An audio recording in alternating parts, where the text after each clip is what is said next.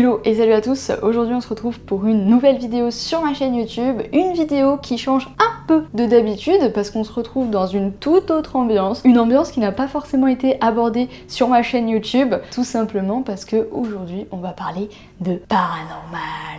Là, normalement, j'étais censée faire la meuf un peu creepy, mais c'est pas du tout crédible étant donné que j'ai pas une DA très creepy pour l'instant. Peut-être un peu plus tard, peut-être que ce genre de vidéo vous intéressera, peut-être que parler de certaines enquêtes paranormales, ça peut vous intéresser, de certaines légendes, dit-on. Moi, je suis très fan de tout ce qui est univers paranormal. J'adore les explorations d'horreur, j'adore les enquêtes. Je suis fan de ce qui est de la famille Warren, dont les Conjuring. Alors je parle pas de tout ce qui est paranormal en mode ultra cinéma, moi je suis fan de tout ce qui est réaliste, tout ce qui peut se passer dans le domaine de l'occulte. C'est quelque chose qui m'a toujours un petit peu intéressée et fascinée, même si au début c'était pas joué d'avance parce que j'étais complètement terrifiée à toutes ces idées. C'est après avoir pris de l'âge et en ayant vécu certaines choses peuvent être dites comme étant paranormales, d'ailleurs on va en venir, je vais vous raconter certaines anecdotes qui me sont arrivées. Certains sont déjà au courant de ces anecdotes parce que je le fais plus en live lors des lives Halloween, mais cette fois-ci je vais le raconter face cam et c'est enregistré, donc là je peux pas vraiment retourner en arrière et j'ai juste à assumer finalement ce qui s'est passé. C'est après avoir vécu toutes ces choses que j'ai eu un petit peu moins peur. Ensuite je me suis un petit peu perdue dans les tréfonds d'internet et puis petit à petit j'ai connu certains créateurs de contenu justement qui abordaient tout ce qui était univers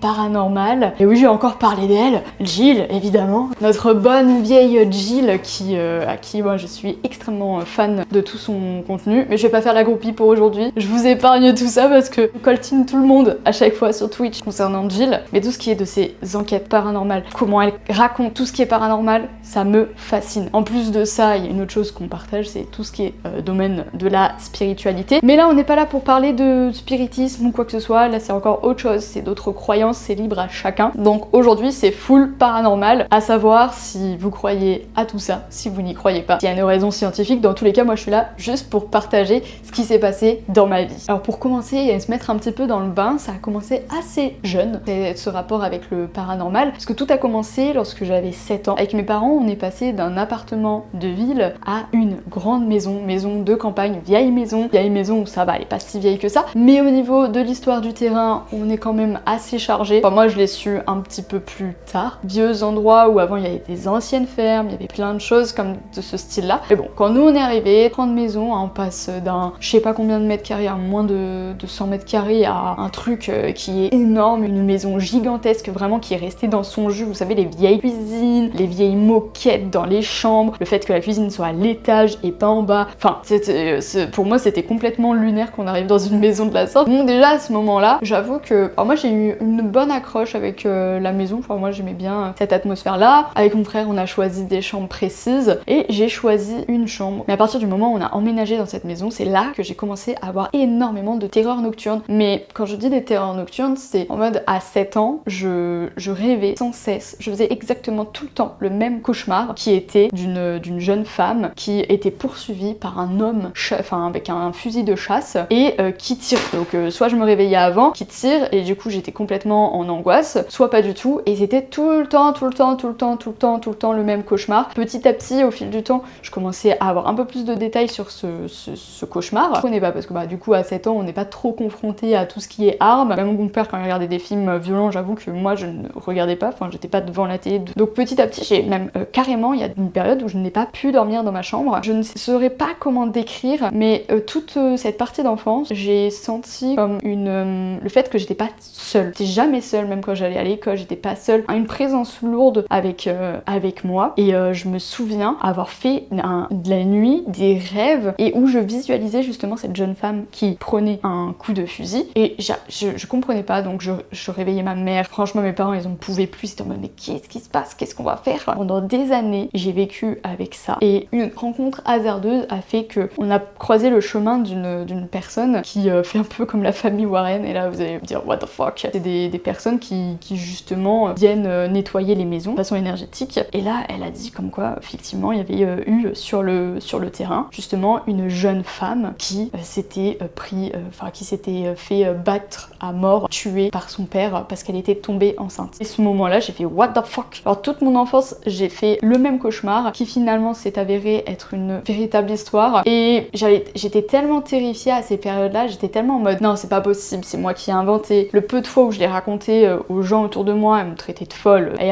j'avoue que je suis toujours restée un petit peu dubitative face à cette situation parce que j'étais ultra jeune, j'ai des souvenirs qui sont quand même relativement flous, mais c'est quand même quelque chose qui m'a beaucoup marqué, surtout ce cauchemar précis. Et dès lors que cette femme est venue nettoyer la maison, et je me suis sentie vide, complètement vidée au niveau énergie. Moi, on m'a expliqué, c'est que vraiment des fois les âmes s'accrochent à certaines personnes. J'ai du mal à vraiment m'en remettre à 100% de ce truc là parce que c'est quand même particulier de vivre ce genre de choses. Donc ouais, ça fait quand même partie d'une grande partie de ma vie, donc forcément vous comprenez pourquoi c'est logique que je m'intéresse au paranormal. Ensuite, il y a une autre histoire qui fait que je suis allée chez une amie à l'époque et cette amie avait aussi une vieille maison, mais beaucoup chargée. Mais quand je dis chargée, c'est que tu arrives là-bas et quand tu es sensible à tout ça, ça te coupe les jambes ou alors ça te met un gros coup dans la nuque. Et il y a tellement de choses qui se sont passées. Je dormais chez elle et à un moment je devais aller aux toilettes et je sentais derrière moi ça là.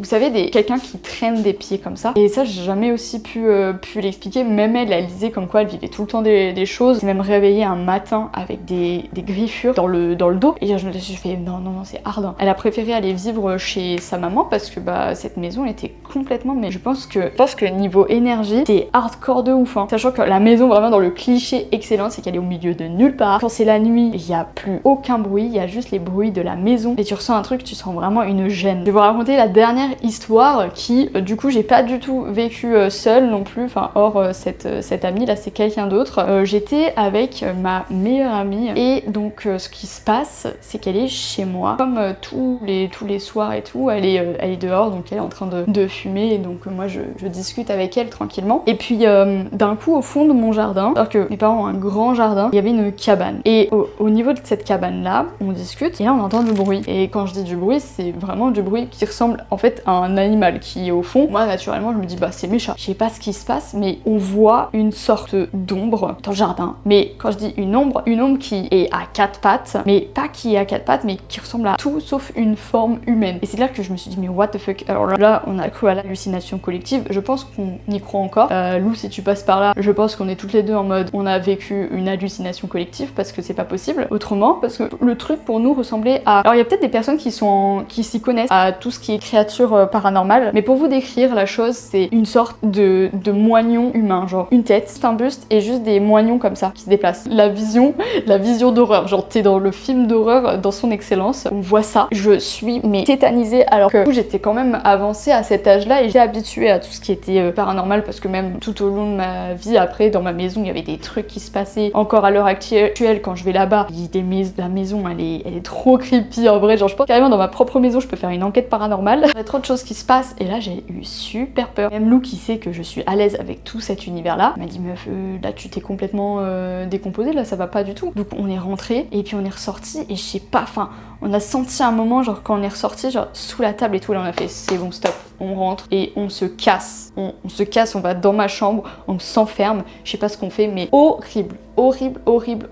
Même la nuit genre on a eu du mal à s'endormir et le lendemain matin je sais pas, on se sentait beaucoup trop bizarre et c'est la seule fois où on a assisté à ce genre de choses parce que les autres fois c'était juste des bruits dans la baraque. Je sais qu'il y a des potes à moi qui sont déjà allés dans mon dressing dans le grenier et qui ont senti des mains les toucher. Ça moi je peux pas forcément le prouver parce que du coup c'est pas moi qui l'ai vécu, mais il y a des gens qui me disaient ton grenier il est trop bizarre. Ça c'était les petites anecdotes paranormales que je peux raconter sur internet parce que du coup après il y a plein d'autres choses qui ont été vécues mais qui sont sans explication, et je préfère être vraiment sûre de choses dont je me rappelle et que j'ai vécu, parce que sinon je pense que ça a duré une éternité.